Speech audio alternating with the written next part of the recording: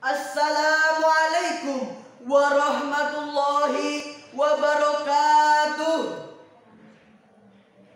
Alhamdulillahi rabbil alamin wa bihi nasta'in ala umurid dunya waddin. Wassalatu wassalamu ala asyrafil anbiya'i wal mursalin wa ala alihi wa sahbihi ajma'in. Rabbi israh li sadri wa yassir li amri wahlul 'uqdatam min lisani yafqahu qawli. Amma ba'd.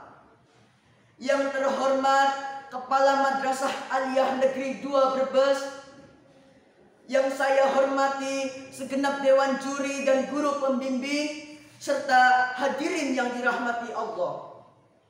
Marilah kita panjatkan puja dan puji syukur kita kehadirat Allah Subhanahu wa Ta'ala yang telah melimpahkan rahmat dan karunia-Nya kepada kita semua, sehingga kita dapat mengikuti acara perlombaan dengan sehat walafiat. Salawat serta salam tetap tercurahkan pada junjungan kita Nabi Agung, Nabi besar Muhammad Sallallahu Alaihi Wasallam, yang telah membawa kita dari zaman jahiliyah menuju zaman Islamiyah. Semoga kita mendapatkan syafaatnya di yaumil akhir nanti. Amin ya rabbal alamin. Hadirin yang dirahmati Allah, pada kesempatan kali ini izinkan saya menyampaikan sedikit bahasan tentang keutamaan ilmu. Bismillahirrahmanirrahim. Fata'alallahul malikul haqq wa la taj'al bil qur'ani min qabli an yufdha ilaika wahyu wa qur rabbi zidni ilma. Saudaraku, ilmu mampu menempatkan seorang manusia kepada kedudukan yang mulia di dunia dan di akhirat. Menuntut ilmu merupakan amal soleh yang paling utama dan amal ibadah yang paling mulia di antara ibadah-ibadah yang lainnya. Karena menuntut ilmu termasuk jihad di jalan Allah Subhanahu wa Ta'ala. Ilmu menempatkan sang pemiliknya kepada kedudukan yang mulia di sisi Allah Subhanahu wa Ta'ala. Rasulullah SAW bersabda, barang siapa yang menempuh jalan untuk mencari ilmu, maka Allah akan menuntunnya menuju surga. Para malaikat pun meletakkan sayap-sayapnya karena senang dengan para pencari ilmu. Sesungguhnya orang berilmu itu akan dimintakan ampunan oleh seluruh makhluk yang berada di langit dan di bumi hingga ikan di air. Keutamaan ahli ilmu atas ahli ibadah laksana keutamaan rembulan atas seluruh bintang-bintang. Sesungguhnya ulama adalah pewaris para nabi, dan nabi tidak mewariskan dinar dan dirham. Nabi hanya mewariskan ilmu, maka barang siapa yang mengambilnya berarti ia telah mengambil banyak. Hadis riwayat Ahmad.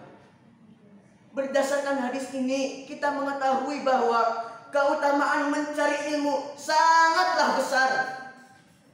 Para malaikat pun cinta kepada orang-orang yang mencari ilmu dengan memberikan penghormatan, kemuliaan, dan cinta kepada orang-orang yang mencari ilmu.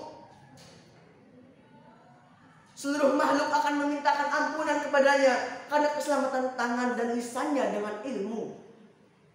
Keutamaan ahli ilmu atas ahli ibadah diibaratkan keutamaan rembulan atas seluruh bintang-bintang. Cahaya ahli ibadah hanya menerangi dirinya sendiri dengan aktivitas ibadahnya. Namun cahaya ahli ilmu tidak hanya menerangi dirinya sendiri, melainkan menerangi pula orang-orang di sekelilingnya.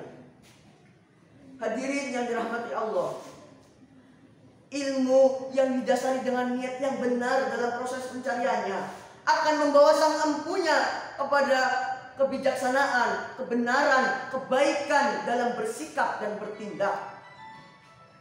Ilmu yang baik kiranya ilmu yang bukan ditujukan untuk mencari materi, melainkan sebenar-benarnya untuk mencari keridhaan Allah Subhanahu wa Ta'ala.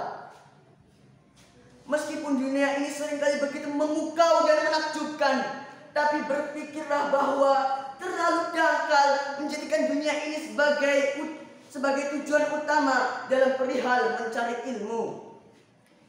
Penting bagi umat Islam untuk memperhatikan niatnya dalam mencari ilmu, karena niat ini merupakan fondasi dalam mencari ilmu itu sendiri. Jangan sampai keilmuan atau kecerdasan kita digunakan untuk meremehkan orang-orang bodoh, digunakan untuk menarik perhatian manusia.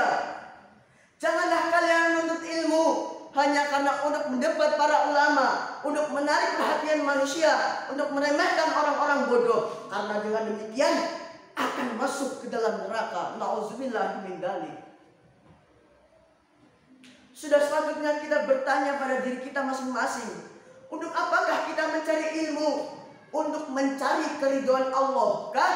Atau untuk mengejar popularitas kah? Atau hanya ingin mendapat pengakuan dari masyarakat sebagai orang yang cerdas? Nauzubillah min dzalik. Semoga kita terjaga dari niatan-niatan yang malah menjerumuskan kita ke dalam neraka, bukan malah mengarahkan kita menuju surga. Nauzubillah min dzalik. Hadirin yang dirahmati Allah, kekayaan, popularitas, kebanggaan, kekuasaan, dan hal-hal duniawi lainnya pasti memiliki batasan waktu. Kebanggaan suatu saat akan sirna, popularitas suatu saat akan luruh, kekayaan dan kekuasaan suatu saat akan menghilang. Lantas, apakah makna kehidupan ini jika semuanya akan binasa? Adakah sesuatu yang kekal? Di tengah dinamika hidup yang kompleks saat ini, di mana kesulitan seringkali dijadikan sebagai dasar berjuang untuk meraih kemudahan atau kemiskinan yang sering membuat seseorang berjuang untuk mencari kekayaan, maka niatan mencari ilmu sangat rentan dengan hal-hal yang sifatnya materi. Andai pun kita belum meluruskan niat kita karena Allah Subhanahu wa taala, maka janganlah menyerah dan lantas berbalik ke belakang. Dimanapun kita berada, tetaplah menuju kepadanya. Demikianlah yang dapat saya sampaikan. Kurang lebihnya mohon dimaafkan. Akhir kata, semoga kita dapat memurnikan niatan kita dalam mencari ilmu supaya bermuara kepada Sang Khalik Allah Subhanahu wa taala. Usikum wa nafsi bitaqwallah. Billahi taufiq